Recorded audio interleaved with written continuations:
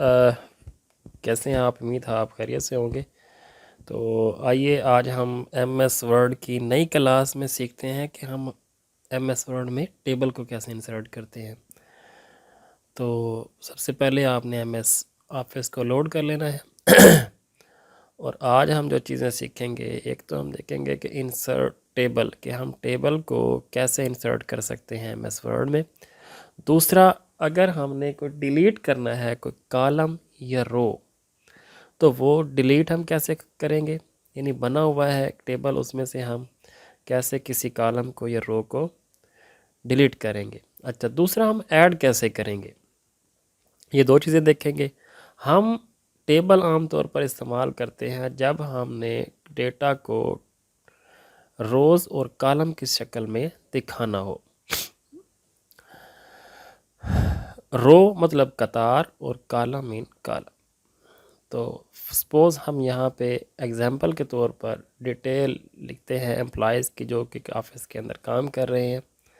तो हम यहाँ पे लेते हैं 4 रो ले लेते हैं और 5 कॉलम ले लेते हैं। अच्छा, यहाँ पे हम अब डेटा इंसर्ट करते हैं। पहले वाले खाने के अंदर सीरियल नंबर लिखा, दूसरे के अंदर उस एम्प्लॉय का नेम लिखा, तीसरे में फादर नेम लिखा और चौथे में हम लिखेंगे उसकी कॉन्टैक्ट डिटेल और पाँचवें में हम लिखेंगे उसका एड्रेस कि वो कहाँ से बिलोंग करता है, वो वाला एम्प्लॉय। तो इस तरह से हम अपने टेबल के अंदर डेटा को इंसर्ट करते हैं। अगर हमने इसका साइज़ चेंज करना है, होम बटन पे आना है और जहाँ पे नंबर लिखे हुए हैं ये साइज़ के, इनको आपने छोटा या बड़ा कर लेना है।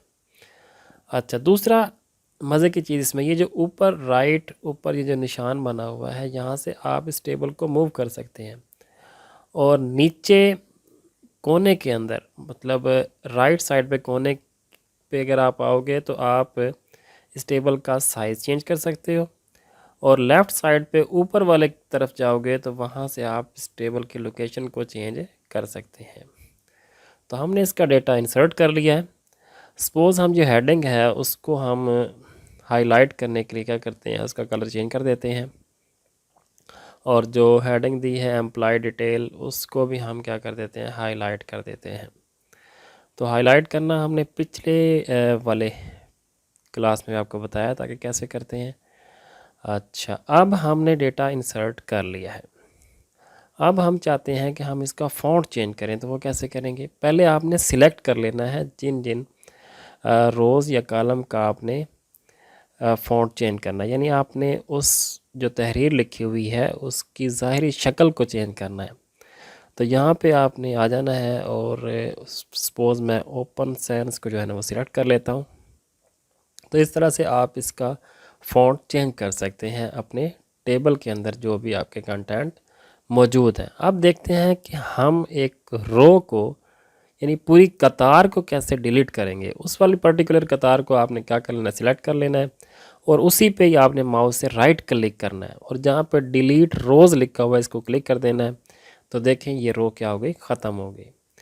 Ctrl+G दबाएंगे तो वो कतार दोबारा आपके पास मौजूद होगी।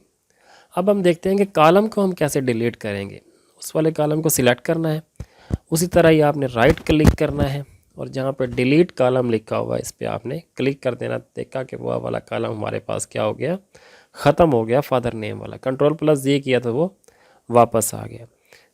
अब अगला जो हमारा मरला था कि हमारे पास एक एम्प्लॉय और आ गया और हमने रो इंसर्ट करनी है एक और। तो नीचे आखिरी वाली रो पे आप जाएंगे, राइट क्लिक करेंगे और इंसर्ट पे जाएंगे और इंसर्ट रो बिलो को दबा देंगे तो ये देखें आपकी एक और रो बन चुकी है। अब कॉलम कैसे करना है, आखिरी वाले कॉलम पे गए, इंसर्ट पे गए और यहाँ पे राइट पे कॉलम पे आपने क्या कर देना है, ओके कर देना है या इसको सिलेक्ट कर देना है। तो इस तरह से आप कॉलम ऐड कर सकते हैं। तो सपोज़ हम यहाँ पे सैलरी का जो कॉलम है वो ऐड कर लेते हैं और यहाँ पे हम उसका डेटा भी क्या कर लेते हैं, इंसर्ट कर लेते हैं सैलरी का, इन वाले पर्सन्स का। तो अब आपने ये चीज़ें सीख ली।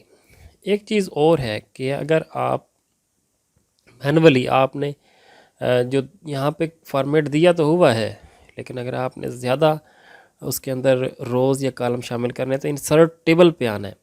यहाँ पे आप जितने टेबल चाहते हो, जितनी कतारें जाने चाहते हो उतने आपने कतारें, जितने कॉलम, पहले सबसे पहले कॉलम दिए हुए हैं, सपोज हम यहाँ पे 10 सिलेक्ट कर लेते हैं और नंबर ऑफ़ रो दिए हुए हैं, यहाँ पे हम 3 सिलेक्ट कर लेते हैं।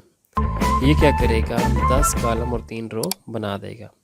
उम्मीद है आपको समझ आ चुकी होगी। Thank you so very much. Video के देखने का बहुत बहुत शुक्रिया। चैनल को सब्सक्राइब ज़रूर कर दीजिएगा। अल्लाह हाफिज़।